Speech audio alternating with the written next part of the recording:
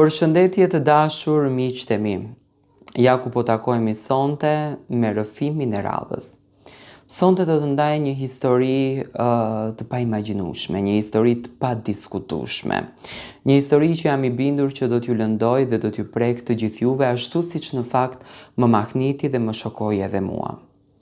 Tezja më mori burin. E çuditshme, por kjo histori është e këtillë. Rrëfimin e ka shkruar gruaja e cila ka përjetuar këtë tmerrin.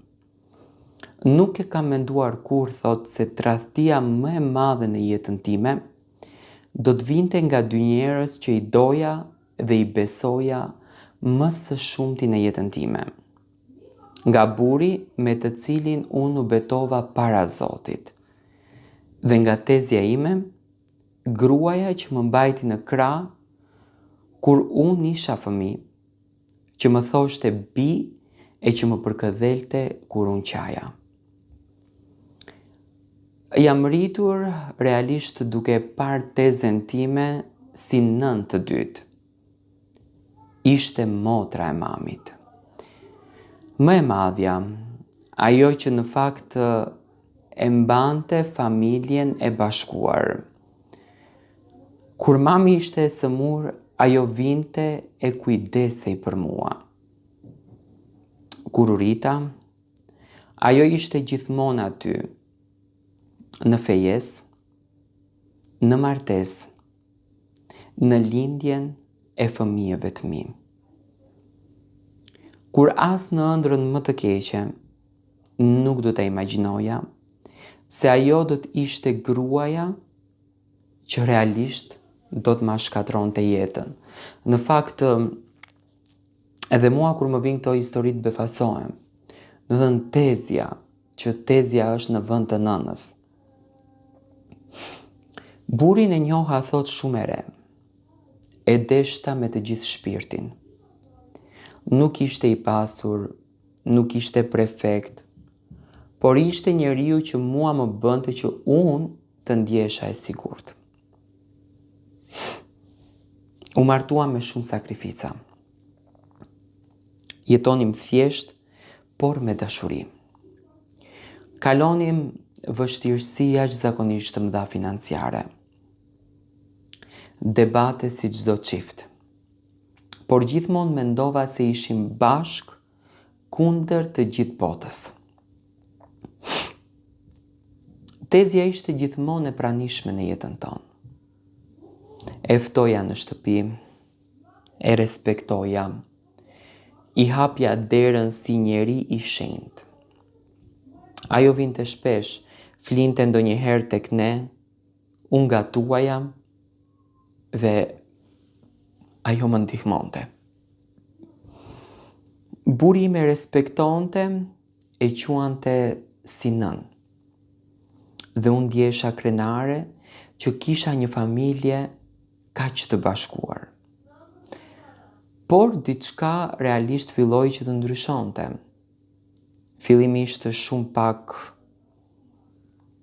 shikime të çuditshme, heshtje kur unë hyja në dhomë, biseda që ndaleshin papritur dhe buri që filloi realisht të ftohej ashpër me mua. Të më kritikonte për gjëra të vogla, duke më thënë, i e lodhur, nuk kujdesesh për veten, je gjithmonë nervoze. Ndërkohë tezja në këtë mes filloi që të fliste ndryshe. Më thoshte mua, duhet ta ruash burin. Burrat duan ngrohtësi, mos u anko shumë se burrat ikin.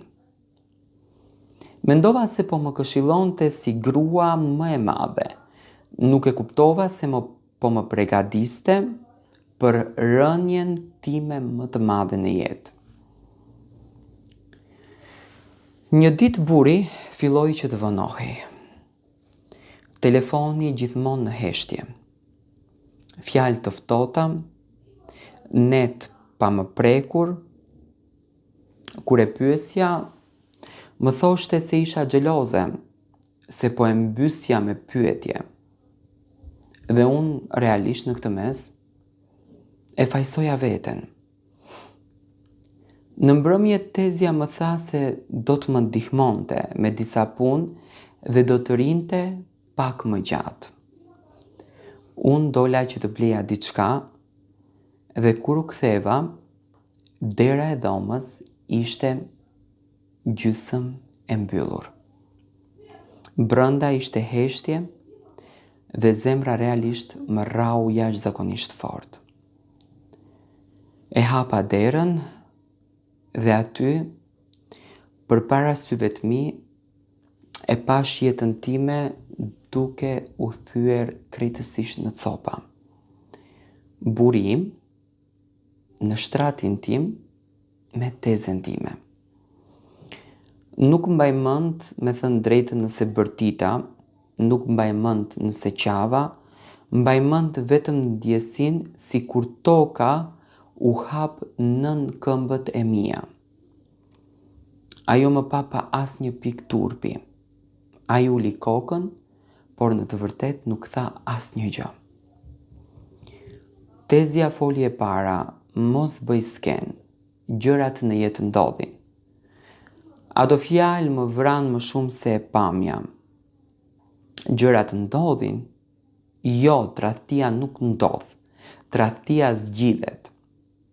Ai u përpoq që të justifikohej, tha se ishte ndjer vetëm, tha se ajo e kuptonte më mirë, tha se unë kisha ndryshuar, dhe Tezja qëndronte pranë tij, realisht sikur të ishte fitimtare.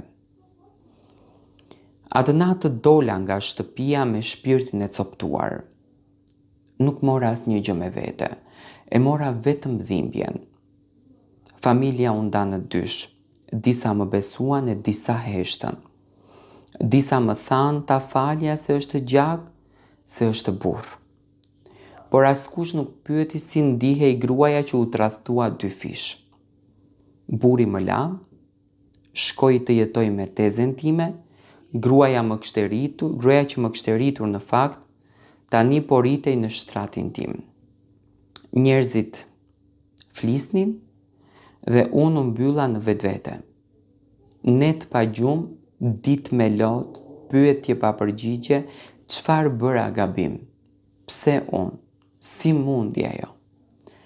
Por me kohën, me zdhimbjes, fillova të kuptoj diçka. Unë nuk humba burrin. Unë humba njerëz që nuk meritonin të ishin në jetën time. Sot jam ende duke u shëruar realisht. Plagët nuk mbyllen lehtë, tradhtia nga familja është plagë që dhëm, më shumë se çdo gjë tjetër. Por jam ende këtu, ende në këmbët, ende grua. Dhe kjo është historia ime, historia një gruaje që u tradhtua nga burri dhe nga Tezja, por që zgjodhi të mos të vdes shpirtërisht, zgjodhi që të jetonte.